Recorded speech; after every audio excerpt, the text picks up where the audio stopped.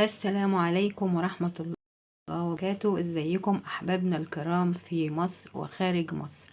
النهاردة هنعمل لكم بطريقة مبسطة طريقة عمل تمليح اللفت، ومن اسهل الطرق في التمليح.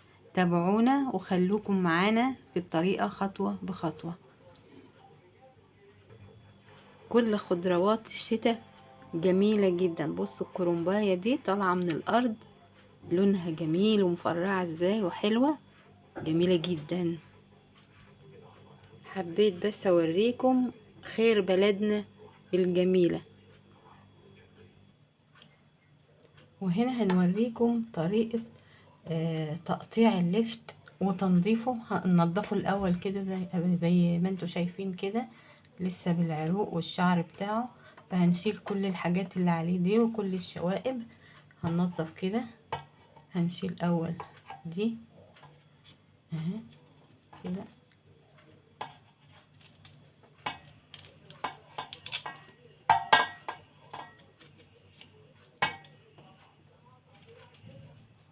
كده. هقوم اجيب سكينة صغيرة شوية عادية عشان انضف بيه الشعر اللي حوالين اللفتة دي. بصوا كده حبايبي معايا اهو. نشيل كل الحاجات دي.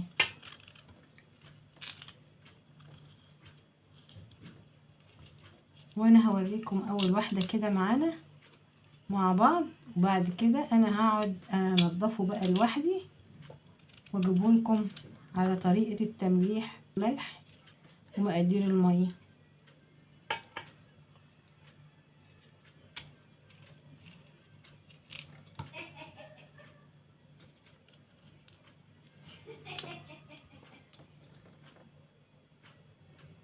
ايه يا جماعة، بصوا منضفناها خالص اهي، وقورنا الحاجات اللي فيها، ونضفنا الشعر اللي حواليها، خليناه زي الفل. وهعمل كل الكمية اللي معايا دي اللفت ده 1.5 كيلو. وتابعوني في المقادير ان شاء الله، وهو طريقة التقطيع. بصوا حبايبي، واحدة كمان معاكم اهي.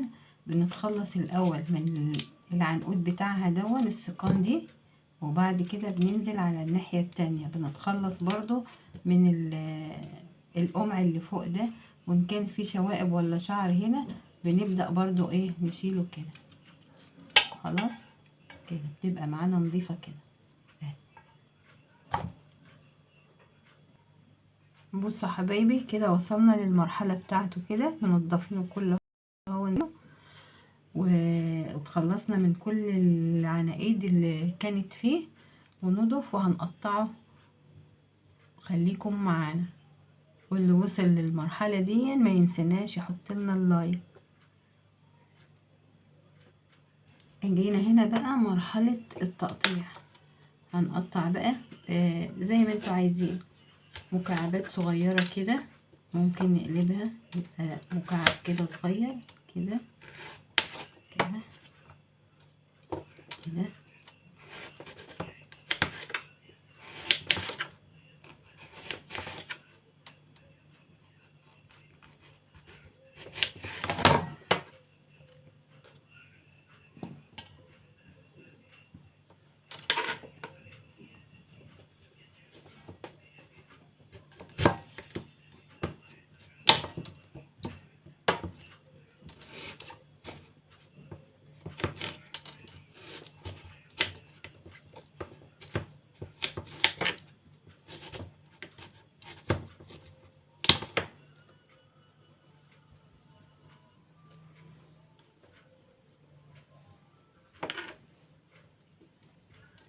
اللفت ده حاسه ان هو جامد قوي، لسه طالع وجامد جدا.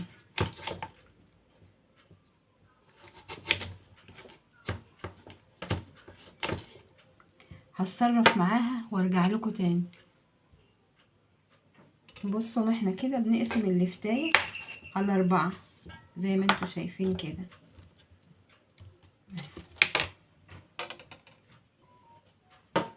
وهقطع الكمية دي يعني اللي انتوا شايفينها كده، وهرجع لكم تاني اكون خلصت التقطيع بتاع اللفت.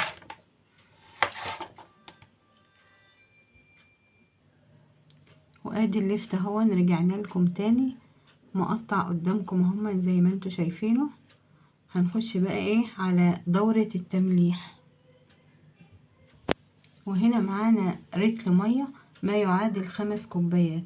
ال5 كوبايات مية هياخدهم 4 معالق كبار مليانين ملح من الملح الصخري دون. تمام. وادي المحلول معانا اهو، دي مية مغلية ومتبردة، هنحط فيها 4 معالق ملح هرمية زي ما انتوا شايفينها كده. على كل كيلو لفت هنحط 4 معالق مليانين كده اهو. تمام. هنقلبهم.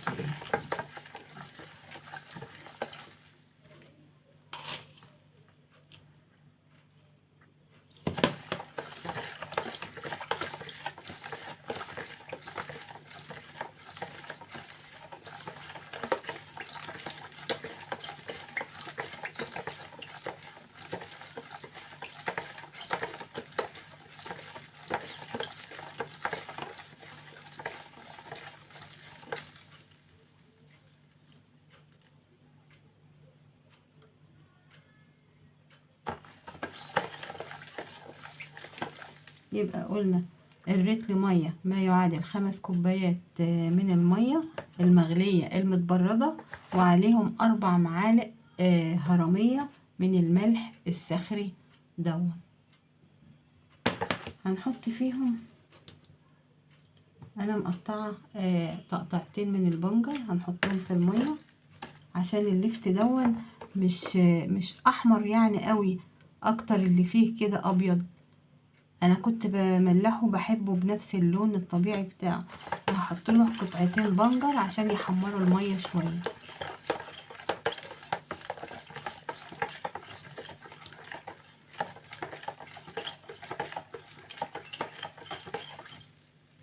هقلبه وارجع لكم تاني.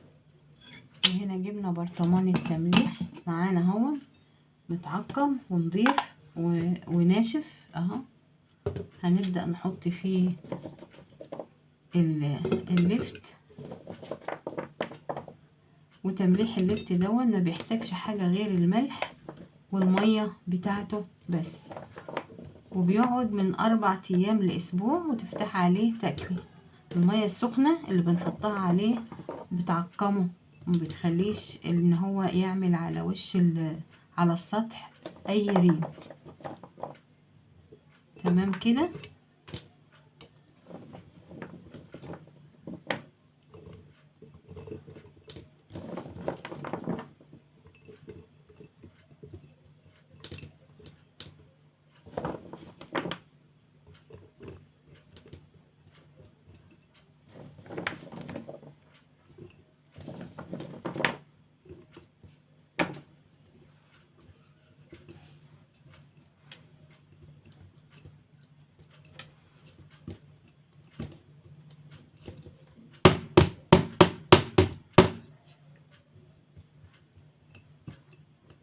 كده بنكبسه للاخر.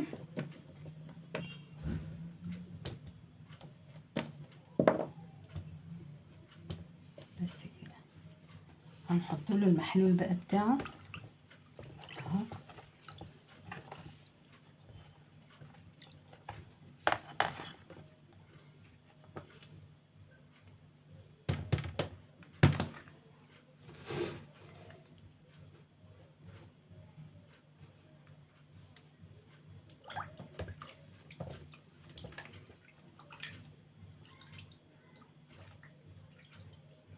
بسم الله.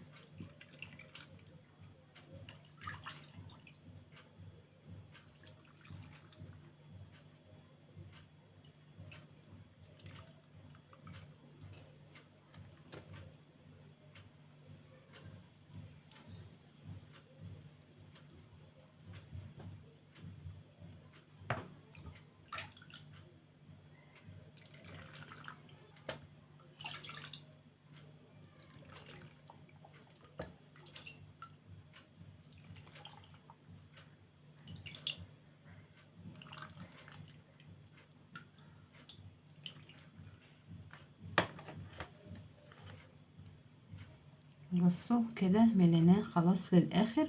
هنجيب كيس ونحطه عليه عشان ايه نكبسه ما يخشلوش الهواء. وهنا جبنا كيس اهو هنحطه عليه كده كده اهو عشان يبقى محكم تحت الغطا عشان ما ينفس، ونقفل عليه كويس كده زي ما انتوا شايفين اهو.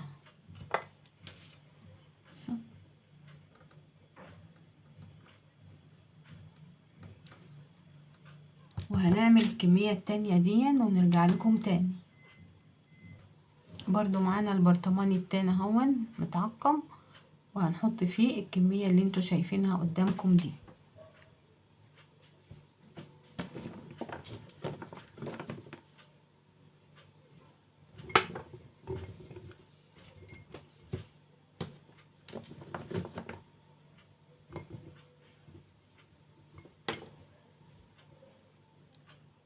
وده هنا هو البرطمان التاني عملناه برضو، وهنغطي عليه زي الاولاني.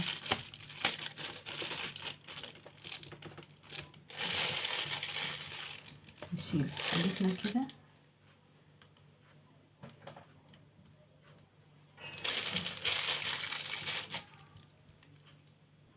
في طريقة كده كمان عايزين نعملها لللفت ده معانا عشان ما يعومش كده على وش المية. هنعمل ايه؟ هنجيب عود الشيش الطاووق ده، الخلة دي، وهنعملها كده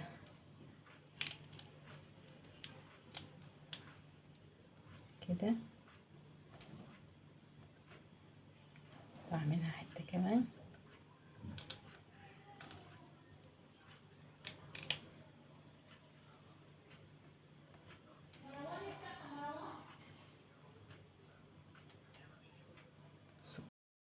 كده كده.